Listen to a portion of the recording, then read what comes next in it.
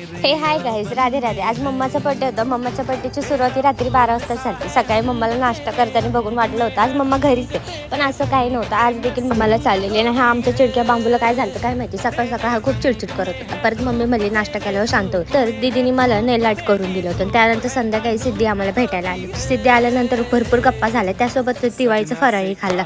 नाना आणि काकू आज आम्हाला भेटायला खास करून आले होते, पण त्याआधी आमच्या काकूंच्या सगळ्यांना ओरडणं चालू आहे. काय गरज आहे तुमची फिरायची, तिचा राग शांत करायला. म्हणून मग मी जलेबी काढली आणि तिला खुश करून टाकलं. मग काकू आणि नाना खातच होते की तोपर्यंत काजल आणि सगळेजण आम्हाला भेटायला आले होते. मला असं वाटत होतं, पण तसं काही नव्हतं. सगळे आज मम्माचा बड्डे करायला खास आले होते आणि सगळे जरा केक खाण्यासाठी जास्तच आतुरले होते. मम्माने फायनली केक कट केला आणि त्याच्यानंतर एक एक करून सगळ्यांनी मम्मीला केक चारला. पण काम काही संपत नव्हतं. मम्मी कामाला पण लगेच लागली, पण त्या तिचं एक सरप्राईज खाली वाट बघत होतं, म्हणून मग तिला खाली घेऊन मी आले.